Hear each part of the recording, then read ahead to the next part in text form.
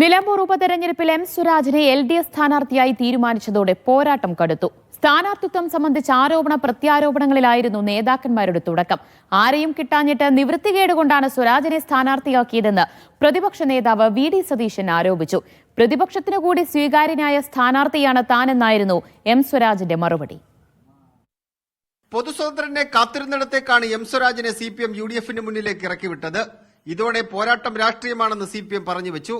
അതിനെ രാഷ്ട്രീയമായി നേരിടുക എന്ന് തന്നെയാണ് UDFും തീരുമാനിച്ചിരിക്കുന്നത്. തെരഞ്ഞെടുപ്പ് സമയത്ത് ചെറിയ വിഷയങ്ങൾ പോലും രാഷ്ട്രീയമായി കത്തും. സ്വരാജിന്റെ സ്ഥാനാർത്ഥിത്വത്തിൽ തുടങ്ങുകയാണ് UDF. കോൺഗ്രസ് നേതാക്കളുടെ പുറകെ നടന്നിട്ട് ആരെയും കിട്ടാത്തതുകൊണ്ടാണ് സ്വരാജിനെ സ്ഥാനാർത്ഥിയാക്കിയതെന്ന് പ്രതിപക്ഷ നേതാവിന്റെ ആരോപണം.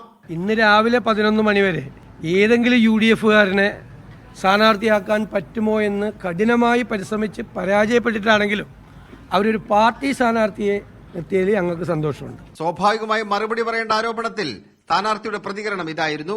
അത്തരം പരിഹാസങ്ങൾക്കൊന്നും മറുപടിയില്ല. പക്ഷെ അവരുടെ കൂടി അംഗീകാരമുള്ള ഒരു സ്ഥാനാർത്ഥിയാണ് ഞാൻ എന്ന് തിരിച്ചറിയുന്നതിൽ എനിക്ക് സന്തോഷമുണ്ട്. അത്രമാത്രം. കഴിഞ്ഞ 9 വർഷത്തെ പിണറായി സർക്കാരുകളുടെ വികസന പ്രവർത്തനങ്ങൾ LDF പറയുമ്പോൾ ക്ഷേമ പ്രവർത്തനങ്ങൾ മുടങ്ങിയതും ആഭ്യന്തര വകുപ്പിനെതിരെ അടക്കം ഉയർന്നുവന്ന വിമർശനങ്ങളുമായിരിക്കും നിലമ്പൂരിൽ UDF ഉന്നയിക്കാൻ പോകുന്ന പ്രധാനപ്പെട്ട കാര്യങ്ങൾ.